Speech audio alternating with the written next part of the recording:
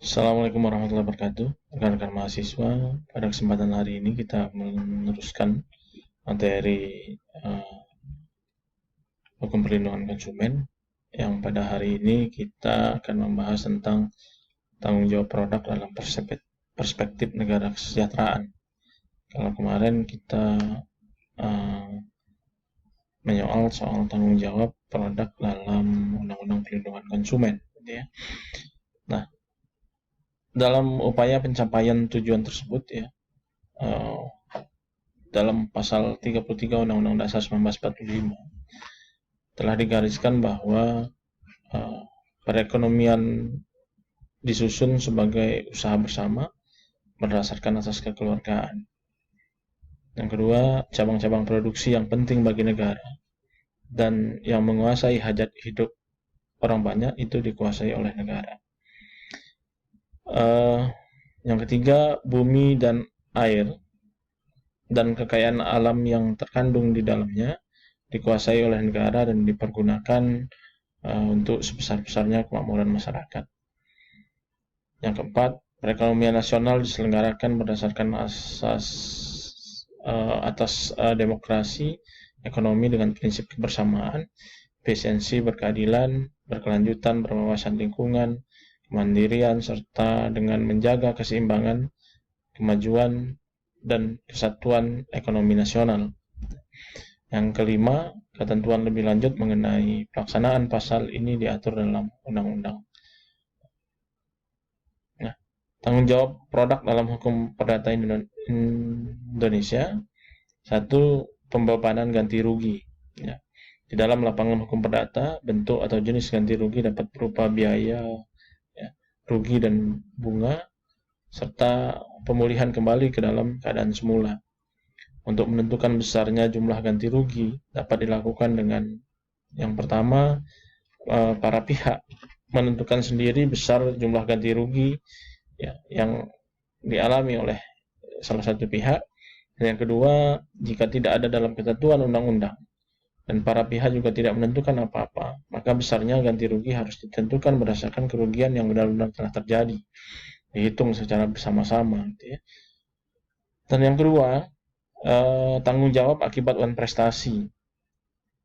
Seperti kita ketahui, bicara tentang wan prestasi adalah adanya tidak tepat janji, ingkar janji gitu ya. Nah, bagaimana tanggung jawabnya? Pemenuhan kewajiban dalam hukum perdata dikenal dengan prestasi. Jadi setiap kalau berjanji, setiap melakukan sebuah kesepakatan, artinya kita harus memenuhinya karena mengandung sebuah prestasi di dalamnya. Sesuatu yang harus kita penuhi. Nah, tidak dipenuhinya suatu prestasi dalam suatu perikatan atau perjanjian akan merugikan salah satu pihak. Nah, pihak yang dirugikan dapat menggugat pihak yang merugikan dengan dasar gugatan wan prestasi. Ya. Nah, adapun pihak yang dirugikan memiliki hak yang pertama menuntut pemenuhan perikatan, ya, nakomen. Jadi pihak yang dirugikan ini menuntut adanya pemenuhan perikatan apa yang ada di dalam perjanjian itu.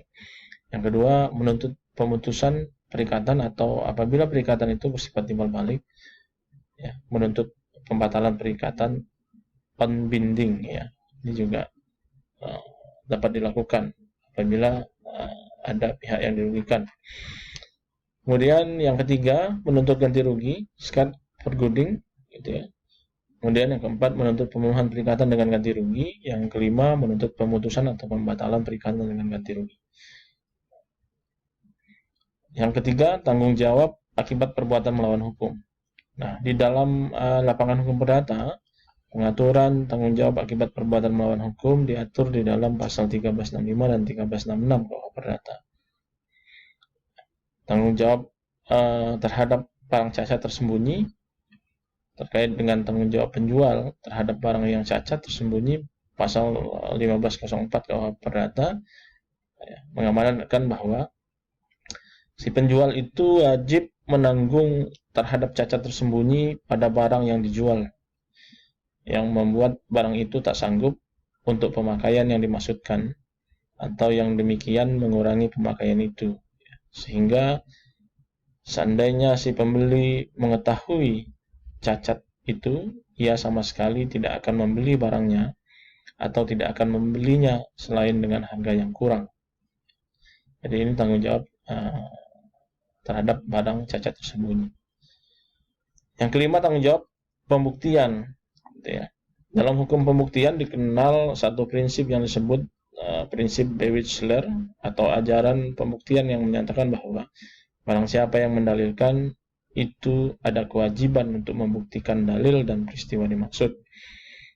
Dan yang keenam, tanggung jawab badan hukum, Rechtsperson, bahwa badan hukum merupakan subjek hukum yang berbeda dengan manusia, karena badan hukum itu tidak dapat melakukan perbuatan-perbuatan hukum sendiri, melainkan harus diwakili oleh organ-organnya. Mungkin itu rekan-rekan mahasiswa yang dapat saya sampaikan pada kesempatan hari ini.